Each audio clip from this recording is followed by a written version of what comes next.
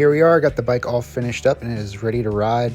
One cool thing about these older frames is you can just turn them into single speed just like this customer did and get a lot more life out of them. Sometimes replacing all the old components just isn't worth it. As long as you have this style of dropout, that's really all you need, or a horizontal dropout, and that'll allow you to tension the chain properly. Now this chain you might notice is pretty droopy, and that's because this chain is very, very worn out. Put our wear indicator on there and it's past the 100% mark. Told the customer, and at this time he just doesn't want to replace it, which, you know, it's up to him.